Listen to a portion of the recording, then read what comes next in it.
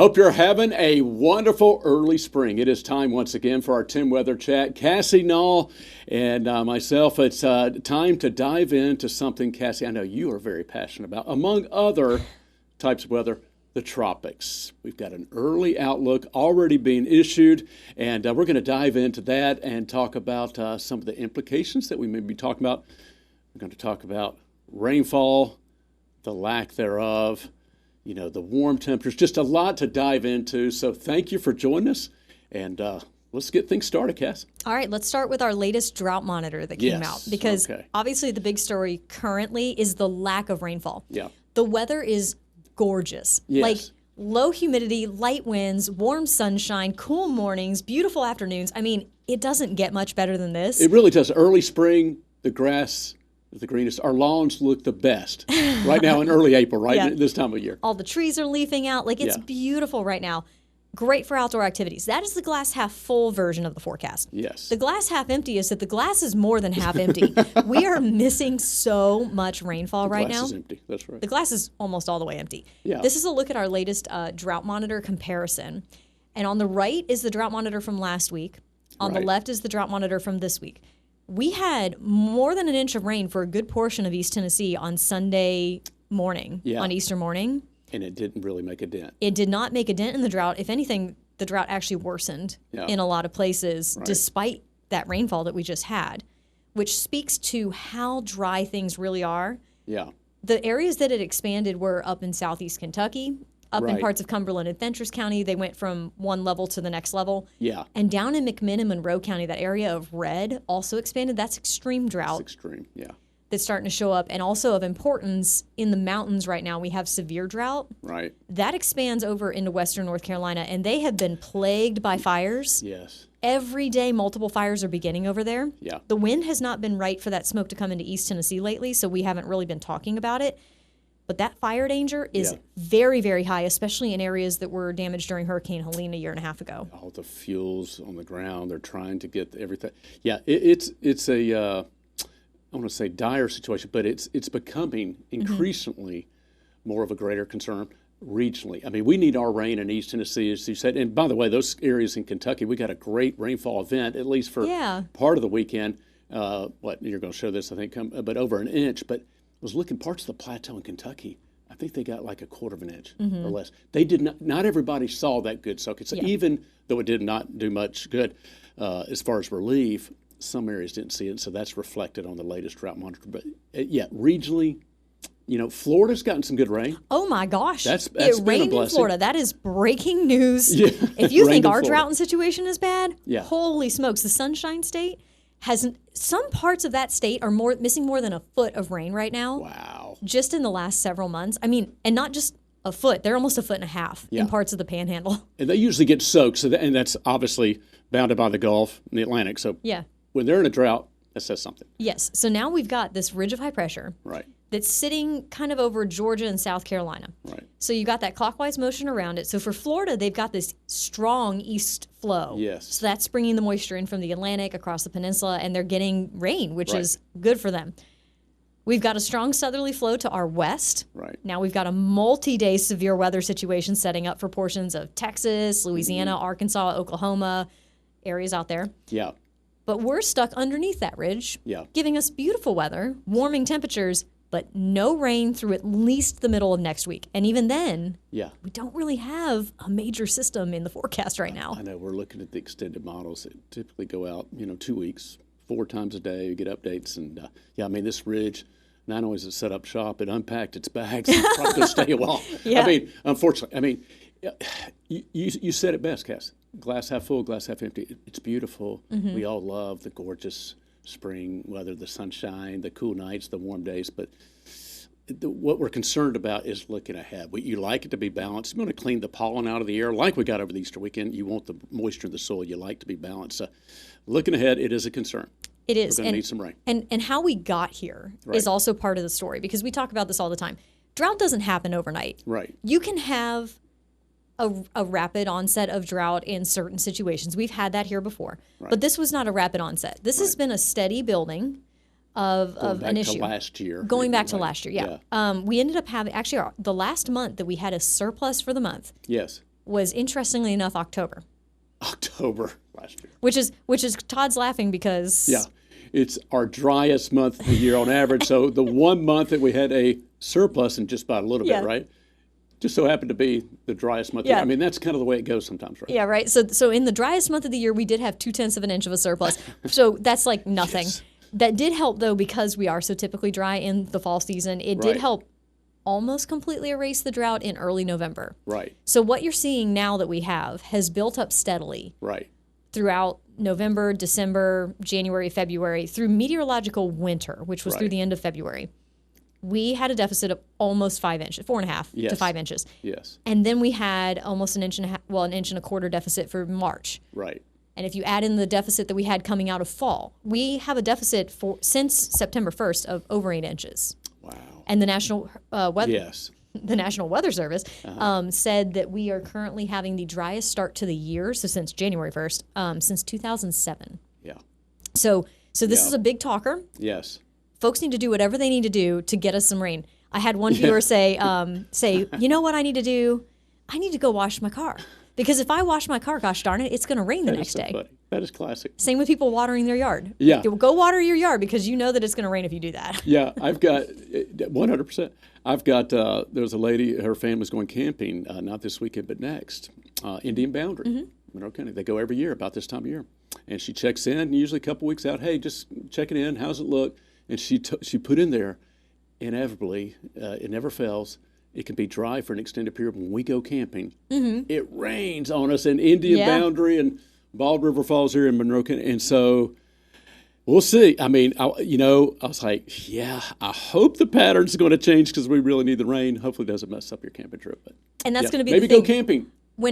Do what you got to do to get us some rain. That's right. Because we definitely need to see some rain. Yes. So taking it big picture, outside of East Tennessee, the Climate Prediction Center has officially announced that the La Nina, that was relatively weak anyway, that we had throughout the winter has officially ended. Right. We are officially into ENSO neutral. Right. For folks that may be like, hang on, what are we talking about? Right. ENSO is the El Nino Southern Oscillation. Right. And it essentially is a wind and water-driven big picture pattern in the eastern equatorial Pacific. Depending on whether the water's above average or below average determines the phase that we're in, and then that phase has implications, teleconnections to the atmospheric pattern that we have here in the United States. Downstream. It's that simple. I mean, you did a great job. No, you did a great job explaining that because it is kind of complicated. So we have a little brief window of neutral. Very brief. Very brief. Very brief. Yeah, very brief. We're about to swing real hard the other direction. Look at some of the projections, particularly late summer into the fall. So let's explain this to people for this chart, because we look at charts and maps and stuff all day long. So I realize that for some people this may just not come naturally when you look at this. So what does that pretty red mean? So the gray that you see, first of all, at the very bottom of this graphic, the letters MAM. Is not a misspelling of mom. It is for March, April, and May. Right. Because in the ENSO pattern, they take the average water temperature over a 3-month time span, and that's how they determine the phase. Right. So March, April, May, then April, May, June, then May, June, July. The gray bars that you see in March, April, and May, that's strong probability of neutral. 100% chance, because it is. Yeah, exactly. But notice how that gray bar gets shorter very quickly, and then the pink and then red bars get tall very quickly. That is the increasing odds of an El Nino developing by this summer. Weak, then moderate. Yes, so then strong and da-da-da-da-da. So this graphic has so much on it. I love it. It does. On the right-hand side, that talks about the strength of whatever phase it is. Right. So the darker the red, the stronger the El Nino. And if we can get into a moderate to strong, potentially very strong El Nino, by late summer or early fall, that would say a lot about what we think might happen going into the winter season. Yeah. But that's the thing here for us in East Tennessee. This mostly affects us in the fall, but especially into the winter and spring. That's when we see most of the effects. Right. However, this has a big impact on tropics. Right. Yes, it does. To bring you back to how you introduced this 10 weather chat. So because of the potential for a rather robust Right. is the terminology we're using right now. I know social media's got extreme, super strong, biggest ever. Yeah, folks are probably wondering, I've seen something, what is a super El Nino? What's a super Nino? What does all that mean? So we're going to explain that. Yeah, so basically some of that is just clickbait. Yeah. A lot of it is just clickbait. Exactly. So especially when we put exclamation points around it and big fonts, bold fonts, yes. and just, to try to get your attention. So, exactly. Yes. So for us in East Tennessee, right now, it doesn't matter. Right. Going into the summer season, whatever phase we're in is not going to make a specific difference on our weather other than if it does help to temper the number of tropical systems. Right. It might lower our odds of getting some rain from a tropical system, but that's not really forecastable. Right. Exactly. Which we would love some. Exactly. That's the one main signal. Yes. That you have typically a decrease in tropical activity overall. Yes. Doesn't mean you don't have any at all, but less in general. Could be more active in the Pacific, a little bit less active, which we'll talk about in the Atlantic basin. Yes. So I wanted to show this, though, to people because I'm sure, well, maybe you don't follow weather pages and don't see this all over the place, or maybe you follow reliable ones that aren't clickbaiting you. But either way, we have gone from a La Nina to a neutral, and we are forecast to get into a robust El Nino as we go through the rest of this year. Hey, Cass, real quick, we did a front page folly skit. I think it was Matt Hinken, bless the rest of his soul, and I guess it's Dave Roger. Anyway, we did that a while back, and one of the skits we did, you can blame it on El Nino. The whole thing was on El Nino anyway, so it was that comes back to my mind and memory that El Nino. Anyway, it can sometimes take on a bigger than life meaning when folks hear this, but it simply means warmer temperatures in the Pacific, and it has implications, especially in the tropics. Yes, and so in the Pacific Ocean, this could be a very active, very active. It could be very very active year, and sometimes those systems can eventually affect us here in East Tennessee if that tropical moisture comes into portions of Mexico and the Four Corners region and gets pulled to the east. Maybe a pineapple express. Maybe a little pineapple. Something. All the way straight from Hawaii. We take it. We'll take it. We would take any of it right now. Yeah, exactly. So keeping an eye on the tropics, the Eastern Pacific could be more active than average. Right. But for the Atlantic Ocean, the Colorado State University released their official forecast outlook. And folks may be listening to this and being like, hang on, Colorado? What? Colorado State University. Colorado issue tropical weather. Yeah. Colorado State University has one of the best research programs for tropical activity in the whole world. Yeah, they're excellent. They're excellent. Dr. Philip Klotzbaugh heads that up now after Dr. Gray passed away. Well said, by the way.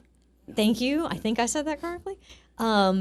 They released their forecast outlook today. Yes. And this is one that everybody looks at in the world of weather. So their official forecast today calls for 13 named storms, 6 of those becoming hurricanes, and 2 of them reaching major Category 3 or higher status. An average season has 14, 7, and 3, respectively. Yeah. So they're calling for near average to slightly below average. Yeah. And the reason for that is because of the forecast robust El Nino. Exactly. The El Nino would ramp up activity in the Eastern Pacific, but then increase wind shear over the Caribbean. And that's the whole kit and caboodle. It's a whole thing. Why you would see a little bit less in the Caribbean, Atlantic, et cetera. Yeah, so in the Caribbean, wind shear is a changing of direction or speed with height when it comes to the wind. So essentially, a tropical system would try to form in the Caribbean and then just get the top chopped off. It's kind of how that would go. Hurricanes are fickle. They do not like any upper level winds or any. They don't want that. They just want to be calm. They want to be left alone. Want their own environment. Don't bother me. I just want warm bath water. Yep, leave me alone. They can thrive. Leave me alone. Yep. See ya. A little shear. Yep. Doesn't take much. Weakens. Bye-bye. It's amazing. Bye-bye. So for that reason, there's a good chance that the Caribbean may be kind of closed for business this year. And so because of that, that would mean that tropical systems coming off of the African coast might die as soon as they cross the islands into the Caribbean. Cass, real quick, I can see it right now. Folks say, hey, honey, maybe we do need to take that cruise. In the Caribbean. Anyway, sometimes late summer and fall, you take your chances. But anyway, I'm not saying that's a good idea. I was just saying, I'm not actually totally opposed to that. Not totally opposed to that. Yeah. One thing to think about, though, is that when we talk about an El Nino limiting the tropical numbers, right, it doesn't limit the odds of a landfall. Right. Those are completely separate things. Right. Yeah, exactly. Not talking about landfall or anything. Yeah. Exactly. Yeah. So it only takes one, is what we always say. I was thinking of the exact same thing. Look at Andrew. That was a fairly desk. inactive season. If you look back at the whole season, not very active. You'll never remember 92 Yeah. for that wasn't a very active. Yeah. Season. You'll always remember one. So for Big folks, one. for folks who are watching this, maybe who are like, "What's Andrew?" Yeah. In 1992, Yeah. the first system of the season did not develop That's until right, the first one. late August. Yes. It made landfall on August 24th in 1992 near Miami and Homestead Right. as a Category 5 Yes. hurricane. So think about this. The whole season, nothing's going on. Right. Also, this is 1992. We don't have social media. Yeah. So people are like, we're good. We're good. A slow start. Nothing forming yet. Let's go. Yeah. And then, boom, here comes Andrew. It was a boom because it just kind of hung off, and then all of a sudden, oh, we got issues. Yes. I was in married housing, working part-time on the weekends in Tupelo, Mississippi, and I came home on the weekend, and I stayed up watching Jim Cantori and Brian Peter. No, you know the name. I just forgot his name. Brian Norcross? That's it, Brian Yes. Norcross. Watch it. They took their coverage, and you were watching them hang on. So, Literally. yeah. Anyway, I'll never forget that, but it was incredible. Yes. And basically one of the strongest ones I know personally seen since Hugo in '89. So it was like, oh boy. Well, realistically, This was Camille major. Yeah. in 1969. Yes. So I think, am I correct on that? That was only the third 1969 Category Camille. Yep. 5 hurricane to right. make landfall in the United Didn't States. I think that it was 4 at first, and they went back and post-processed Well, with doing because analysis. it blew all the anemometers away. Yeah, exactly. That was actually the problem. The radar. See ya. Goodbye. Yeah. It's kind of a problem when you lose your instrumentation. Yeah. That's actually, so for Hurricane Andrew, they have an idea of how strong the winds were, but they don't officially know. Because it actually blew away all the instruments. Exactly. And it was a compact storm. It was more like a tornado. Yes. To just buzz right into southeast Florida. Blue tarps. That's what a lot of folks that are from Florida remember about Andrew, because it took so many roofs off of all the homes, and then they had blue tarps on them for a year or more. Right. And actually, after Andrew, the building codes in Florida changed because of Hurricane Andrew. Because of Andrew. Wow. Yes. So I know Hugo did the same in South Carolina. Uh-huh. Had to go back further, pile lines, certain depth. Yep. You got to have the in Florida. You got to have the roof brackets. Oh, yes. And all kinds of anchors. Interesting. But yeah, so Andrew, all that to bring it back, was only the third Category 5 hurricane to ever make landfall in recorded history. Wow. 1935 Labor Day hurricane in the Keys. Right. And then Camille in 1969 in Mississippi. Yep, that's it. Past Christian. That's right. And then Andrew. I was 5 years old. No, I don't. I was alive in Andrew, just so everybody knows. Okay. Just so while we're being clear here. Yeah. I was in Florida and I was alive during Andrew. That season in 1992, though, going back to the El Nino aspect of it, only had 6 or 7 named storms. Right. So well below average. Well below.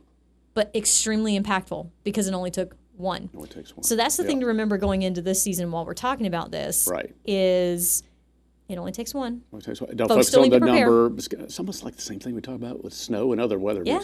Don't focus on the amount. Focus on the impacts. Yes. And what one can do. Yeah, don't focus on how many tornadoes. Worry about if it's going to hit your house. Exactly. That's a great point. That's all that really matters. That's all that really matters. So moving ahead, we are going to be watching the tropics to see kind of how things end up going, and obviously if that's going to affect us in East Tennessee rainfall-wise as we go through the summer. I tell you what, and we never want, obviously, bad wind, of course, especially in light of Helene, and we don't want extensive major flooding, obviously, but sometimes to get out of a drought, we used to always say this, again, anyway, but sometimes it takes some flooding or some stalled front, some tropical system, sometimes to get you kind of out. The pattern's got to change. So we're hoping, especially now that we're in spring before we go into summer, that we will see the Gulf open back up and at least bring us some much-needed moisture. And we will keep you up to date on that. Of course, we'll be talking a lot more about the tropics as we get closer to the Atlantic hurricane season. Yeah, this is just a preview today. Just a preview. We got a lot more to talk about coming up, but I think our time's up for the day today. That sounds great. So we'll be talking more about this in the future. All right, Cassie, Nall, thank you so much. Have a good one, folks.